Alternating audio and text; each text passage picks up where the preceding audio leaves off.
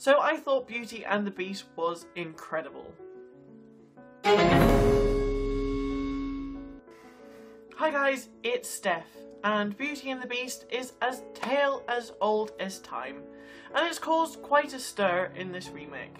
From the casting of Emma Watson in the title role, a decision that made complete sense to me because she is Belle, or at least what I consider to be Belle, the same way that she was a perfect Hermione.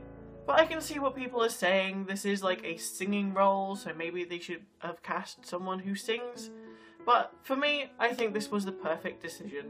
To Disney's first official gay character, which, oh, I will get back to later.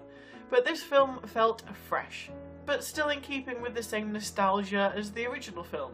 So rather than being told through a set of stained glass windows, we actually get to see the prince in context. And we get to fix that plot hole that he was 11 when he met the Enchantress, but we actually get to see the prince being, well, a beast.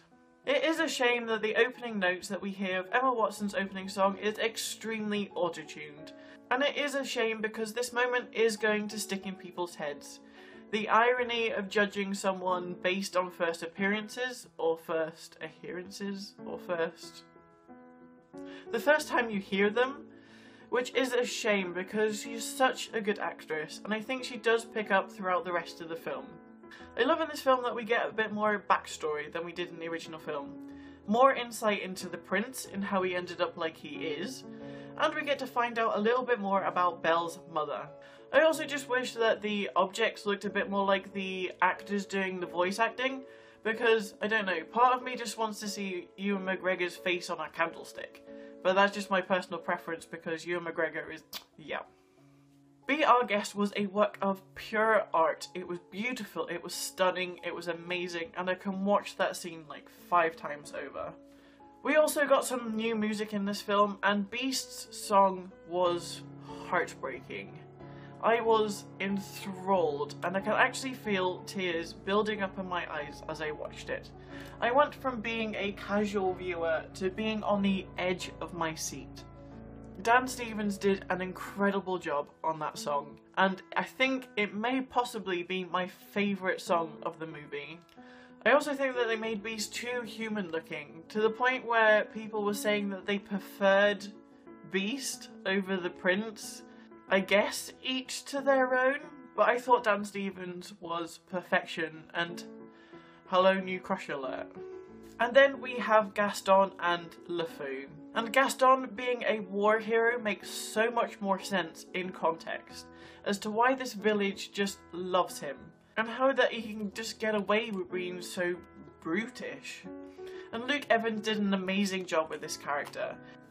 Luke Evans did an amazing job with this character, and I'm glad that he didn't change his physique too much. I like the fact that Gaston is just a bit slimmer, but still that muscular build. And he also has a set of pipes on him. And good gosh, I did not know that Josh Gad could sing so incredibly well. And just, Josh Gad is just incredible, and how he managed to bring LeFou to life, and he has so many like subtle things that he's done with this character that I just can't wait to get into depth, just being able to play this film over and over and over and over again. As soon as this DVD comes out, I am going to go through frame by frame with every scene that Josh Gad is in, because there is so much subtleties there.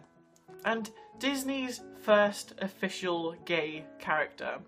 They have made such a big deal out of this, and that's okay, we need representation, and I think the way that Josh Gad's done it is incredible. But the fact that the people are making such a big deal out of one scene where you could blink and miss it, oh, it is less than 1 second on screen. I'm not going to tell you what it is because I do want you to watch it, and then message me on Twitter what you think, because if people were getting upset over this, I really have no hope left in humanity. Style-wise, this film is just so gosh darn pretty. And if I've said it once, I've said it a million times. Watch this film in IMAX if you can. It is filmed in IMAX ratio, so it is supposed to be more square than your usual rectangular screens, and the 3D in this film was just incredible. I don't flinch an awful lot when it comes to 3D effects, but this film caught me out more than once. Also, just every single time there was a snow effect on the screen, I just marvelled at just how incredible it looked. When it comes to good films for me, it is in two different ways. Does it leave a lasting impact? For me, this film has. I can talk about this film all day long. And the second is watchability. Will you go and watch this film again? I absolutely will. I have seen this film 3 times now, and I'm planning on seeing it at least another 5. And that is just before it comes out on DVD, because when it does, I will be going through this film frame by frame. Please go and watch this film, even if you heard that it's not as good as the original, Emma Watson can't sing, all that doesn't matter. Please take it from me. Go and watch this film because you'll be really happy that you did. But that is really all that I have to say, other than stay nerdy.